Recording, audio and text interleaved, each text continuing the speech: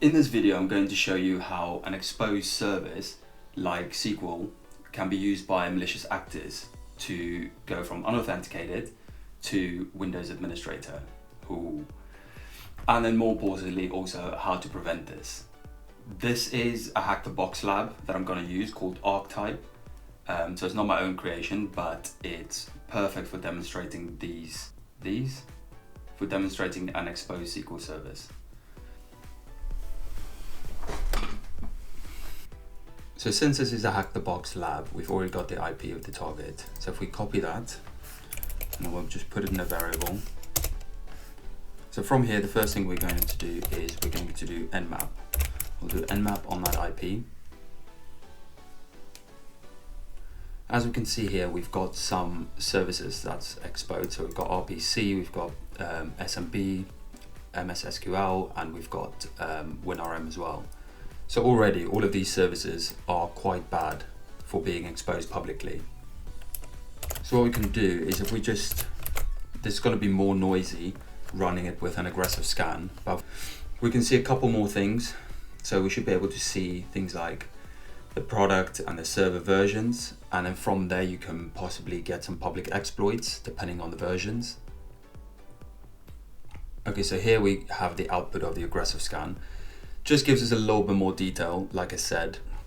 But since port 1433 is open, what we can do is if we do in packet tag MSSQL, and then if we just tab that, we can see we've got two different options here. We're going to use the client, and then we'll just use that IP. Oh, I think I made it. So we just tried to connect to the MSSQL instance, but without entering any credentials. And as you can see here, we failed because we need some sort of credentials to actually log into it. But from the Nmap scan, we also saw that port 445 SMB is open. Normally I would export it depends on how many ports are on, but normally I'll export the Nmap output to a file so you can actually look at what ports and go through them systematically. But we know port 445 is open, so we can use something called SMB map, and we can use it on that IP.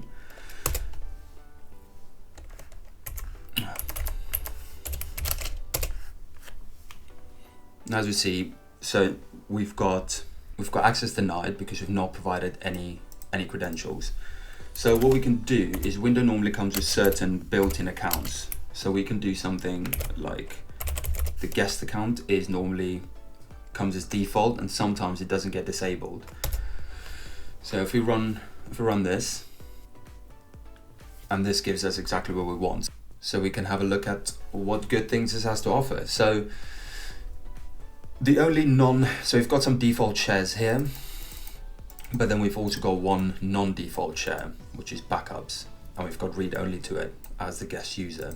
What we can do now is if we use something called SMB client, and we use that IP, and we'll do backups, and then we can just use the guest account, press enter because you don't have the password, and we're authenticated.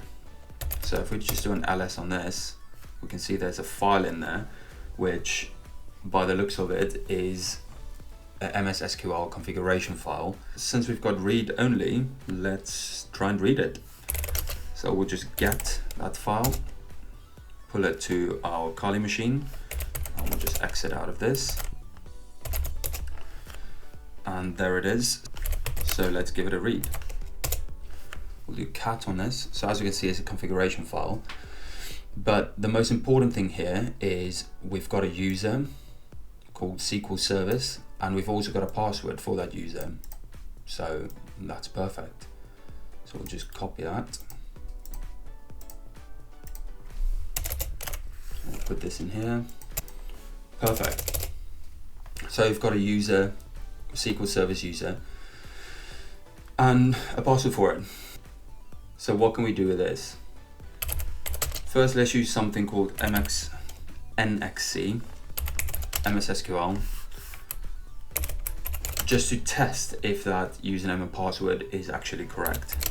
So we'll do SQL Service, and then the password.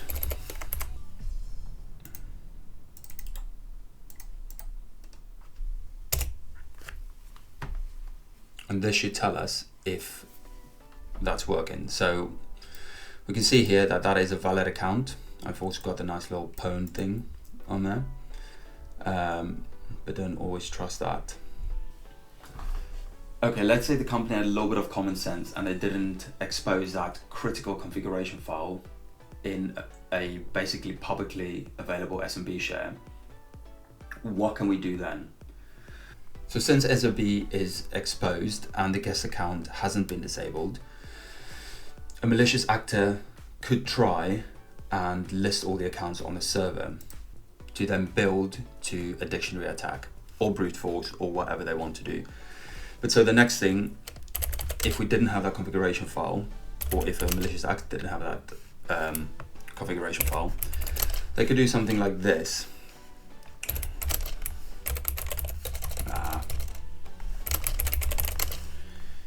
Guest password, and then we'll chuck in rid brute and run that. So what this is going to do is this is going to output all the users on the server. And as we can see here, we get SQL servers. So the next part of this is to get the actual password for this user. But there's a bit of a caveat to this, as we'll be using a dictionary attack, which means this requires the password to be in a word list for this to work. And it's in my word list. So we use MSSQL, and we got the user from before,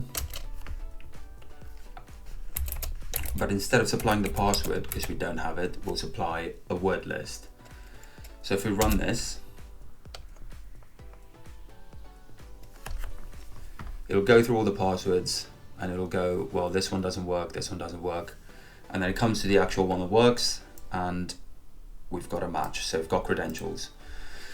So that's what a malicious actor could do, even if they didn't have that file. Okay, so now we've got credentials. So since we've got credentials, we can now go back to the MSSQL client and try and connect as the SQL servers.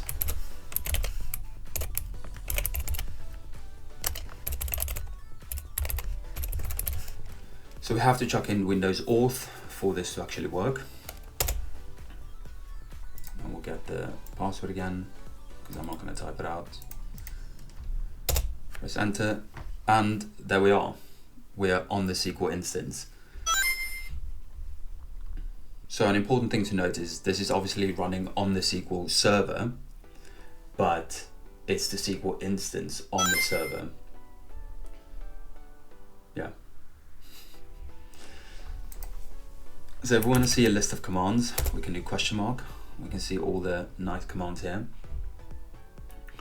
But since it is a SQL server, we kind of want to see if there's any non-default databases on here. So with that, we can do select name from sys.databases. But as we can see here, these are all just default databases. We can also check if there's any SQL scheduled tasks running. So with that, we can do select name and enabled from dbo.sysjobs. Typing .sysjobs. What am I?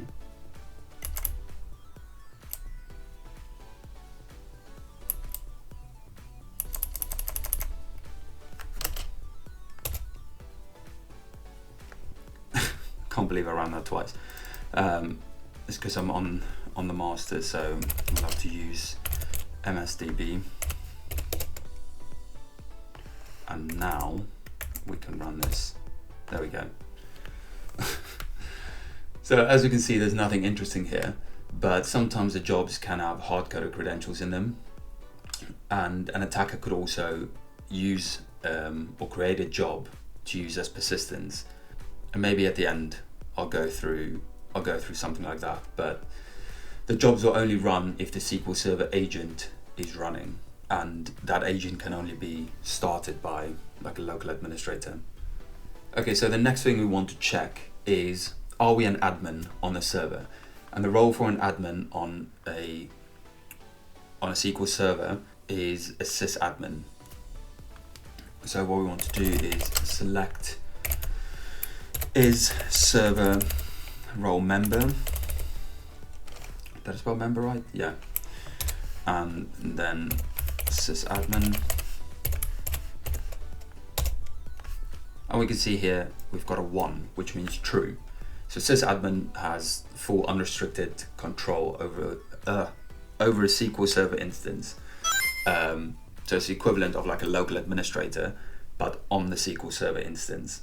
I'll probably say SQL Server instance a lot, but it's an admin, but not on the server on this instance. Okay, so cool, we're an admin on this instance. So the next cool thing we want to check really is, can we use XP command shell? So if we do XP command shell, who am I? And we can see here that this component is turned off as part of a security configuration. But it also says that it can be enabled using SB configure. So XP command shell is disabled by default. But what is XP command shell? So it's something that lets you execute normal system commands, but from the SQL Server instance. So since we're the sysadmin, or we've got the role of the sysadmin, we should be able to turn XP command shell on for us to be able to use it. And the way to do that is we'll do execute, and we'll, as it said before, we use SB configure, show advanced options, and then we want to set that to 1. Okay, so it's changed from 0 to 1. Then we need to reconfigure this. Reconfigure. Then we want to configure the actual XP command shell. So SB configure, and we'll do XP command shell, and we want to set that to 1 as well. So from 0 to 1, we need to reconfigure that.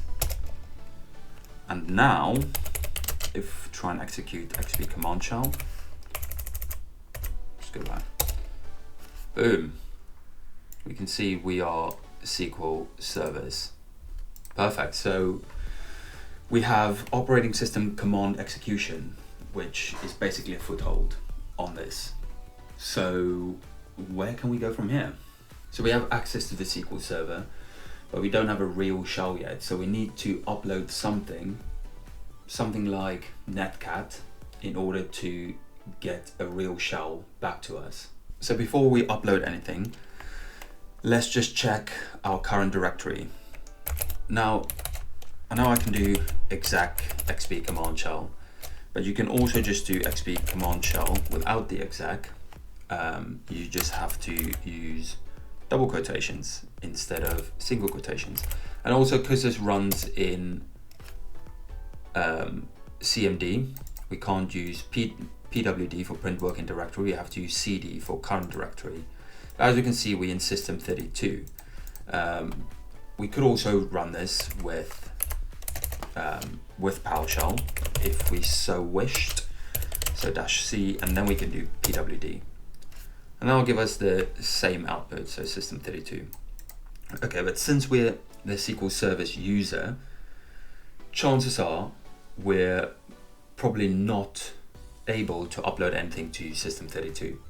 So maybe if we check XP command shell, it's a lot of XP command shells, and we'll do PowerShell -c, and we'll do an ls on, so since it's Windows, C users, and then since we're the SQL Service user, we can assume that's going to be in there.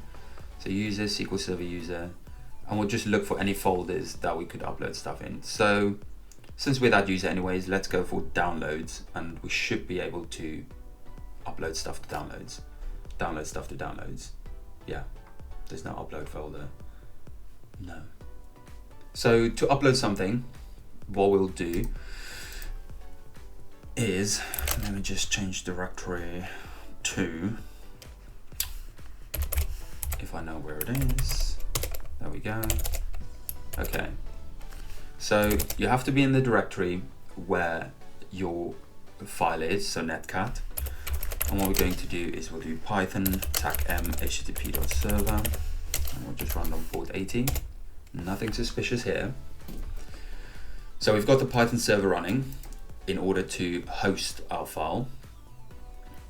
Now on the actual server, actually, 1 second, we kind of need to check that and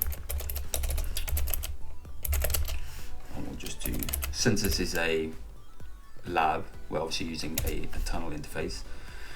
So that is our IP, copy.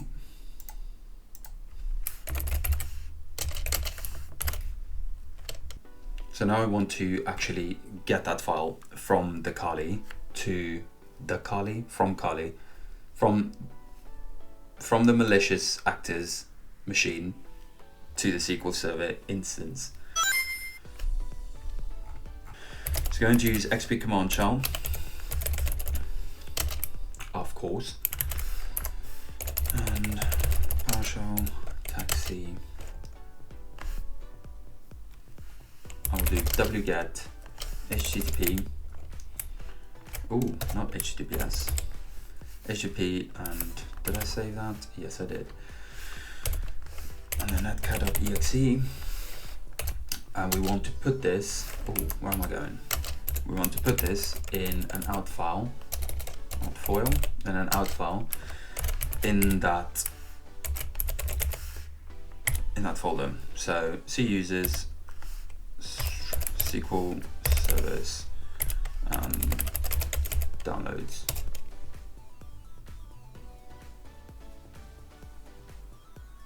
Ugh. What am I doing? Okay, so if we now list the files in downloads, we can see we've got netcat.exe in there. Perfect. Ideally, before any binaries is uploaded, before anyone crucifies me, probably a good idea to check system info, just because, well, mainly because of the architecture. So you can see that it's a 64-bit system. Okay, cool. Now that that's out the way, so in order for the malicious actor to get a shell back, what they do is we're going to start a listener on here. So I will use port 443, nothing suspicious there. Yeah, we can close this.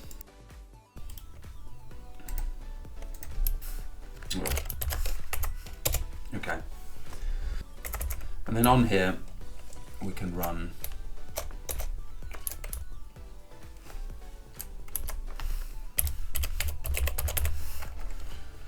netcat.exe, and then we'll specify we wanted to run cmd.exe, and we're going to give it the IP of our Kali machine and port 443. Okay, so when we run this, this will talk back to the listener and we should get a shell. So run that, look back on here, boom, we've got a shell. So always spell who am I wrong. Who am I? Oh, that just made me think of motivational videos. So who am I? SQL servers. So we have a shell on the actual server, not just the instance. And that should be the last word of instance, hopefully. Hopefully. Okay, if we just do a who am I all, we can see a bit more information about this user. We can see the groups that they're in. But if we come down here, we can also see the privileges, and one big one is SE impersonate privilege. So that is, you can get system or administrator with that. And the way to do that is, well, an easy way to do that is to use one of the potato attacks. So maybe juicy potato or sigma potato. But instead of doing that, we're going to look for an even easier vector. Okay, but that one is there in order to get basically root on the system, the equivalent of root. Okay, so we're going to look for an even easier method. So the best way to do that, or not the best way, but an easy way to do that, is to upload something called winPEAS. Okay, I feel like the dude from South Park every time I say okay. So we've got winPEAS in here, and we can do on Python, we just start that server back up. And on here, let's just change to users and SQL service.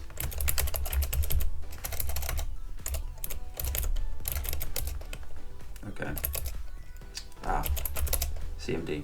So since we are in CMD, we can use something called certutil in order to pull that file down.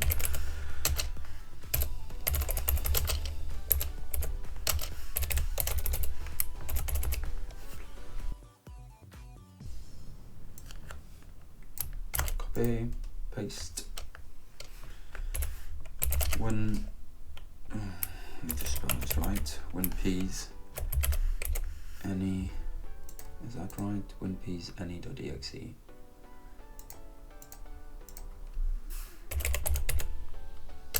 And then we just output it to win.exe. So that's pulling that down. So if we look on here, we can see that we got a hit.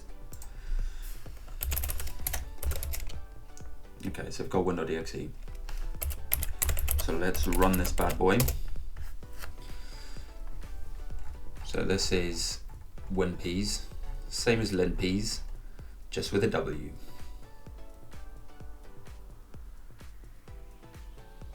So that's going to run, it's going to do its thing.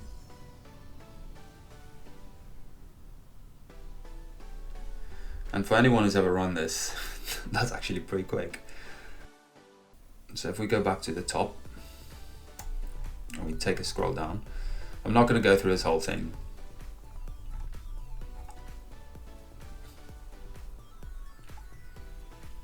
But an important part here, or the one we're going to look at, is this one right here. So PowerShell history file.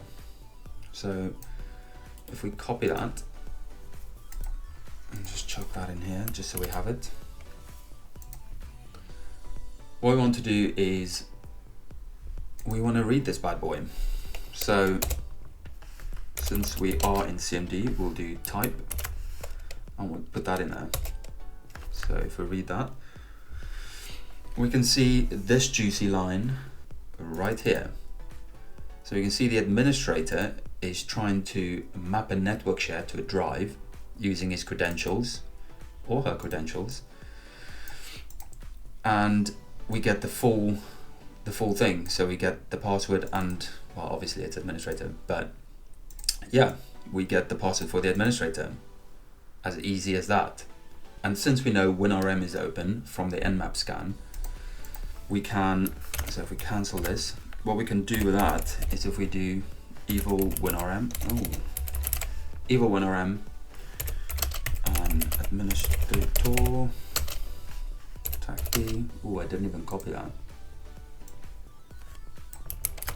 Copy that, we'll put that in here as well.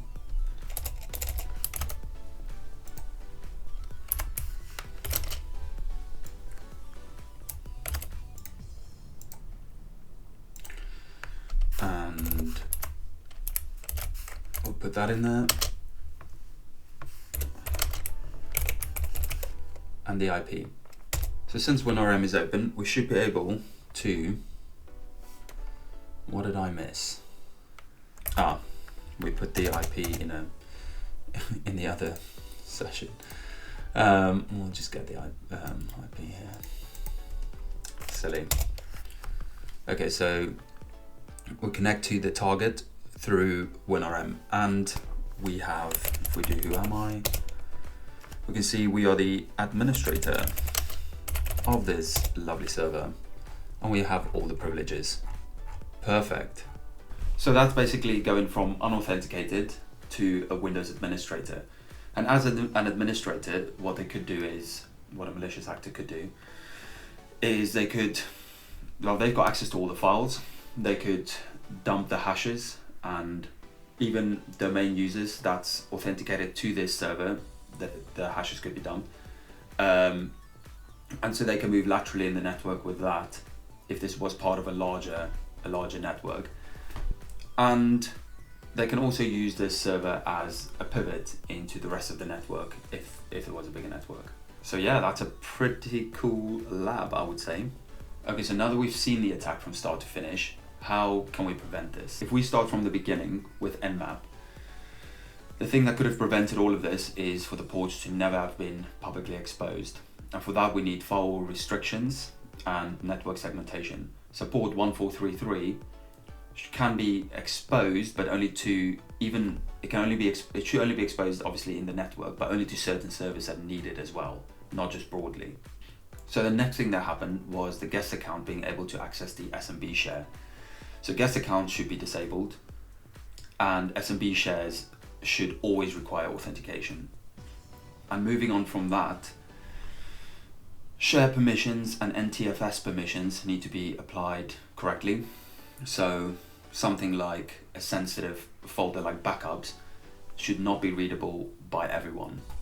Getting lost is what we did. Okay, so the next thing is obvious. Obviously, don't store plain text credentials in a configuration file and just leave it open for everyone to find. But just don't store plain text credentials in files. So from those plain text credentials that we found, we obviously found the SQL Server account in there. So things that can be used to prevent that is use a managed or a group managed service account, because Windows will remember the password and change the password for you and rotate the password. This will stop things like hard-coded passwords in scripts or configuration files. And also use things like Windows authentication. It's there, just use it. I'm talking about SQL Server instance.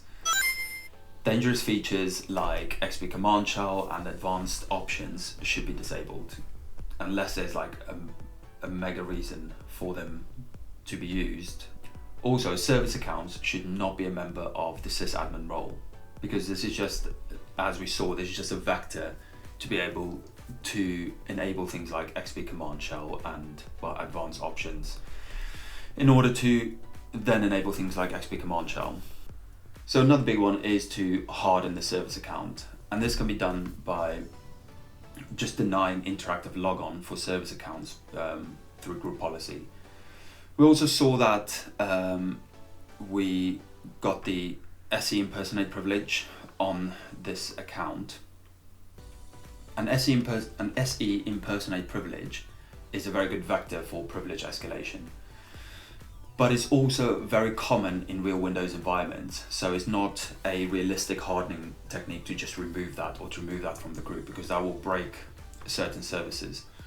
So the thing that needs to be done is to stop an attacker from actually getting to that stage. So that's the real hardening that needs doing. I like how I did hardening and did this at the same time. Good timing. So if we think about the reverse shell that we got back, something that needs to be done is to restrict outbound traffic by using allow listing. So we can't just blanket block all outbound traffic, because if we block things like HTTP or HTTPS, that will stop things from like Windows Update from working. But if we allow the service to only communicate to known destinations and then block everything else, this should stop things like reverse shells from calling back to attackers. And then finally, we got an administrative shell through evil WinRM. So the last step in this start to finish steps will be to restrict WinRM access and only make it accessible from admin networks or admin subnets or jump hosts. Those are the hardening things to do. So although this is just a lab, this was a great way of showing how an exposed service could jeopardize a server and possibly a whole network. So I hope everyone's learned something, and that's pretty much that. Let me just block everything on this firewall. Oh yeah, before I close off, let me just show you how persistence works on a SQL Server instance. So what I'm going to do is I've written the commands out and I'll just copy and paste them because I am not going to write all of this out. But first, in a Windows admin session, we need to start the SQL Server agent. So that needs to be running for this to work. Okay, on the actual SQL Server, right, use the use MSDB. Okay, so the first thing we're going to do is we're going to create the job and give it a name. So if we put that in there, so if we now look at the jobs, we can see we've got an extra one here called updater. Now the next step is to add a step, and this is where we're going to put our command into as well. So put that in. So for this command, all I'm going to do is ping back to my Kali machine. So we add that step in. Then we need to schedule it. So I've done this one for every 5 minutes, but if we call it every 1 minute, and we'll change the interval to 1. We add that. Then we have to attach it.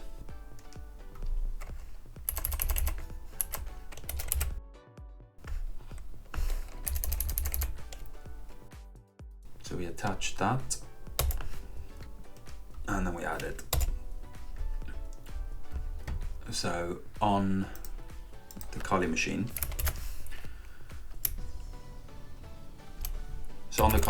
we'll do sudo tcp dump.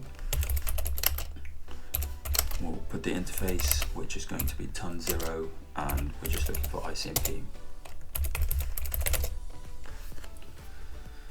So now we're just waiting, and this should ping back to here.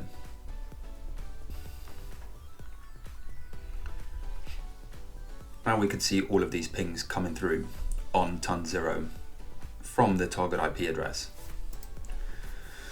So that proves the code execution with a persistence. And that's persistence on a SQL Server instance. So this is just to show you it is worth checking or auditing the jobs on a SQL Server, just because it's not the first place you would look for persistence, but it could be a valid persistence method. And with that, I'm done.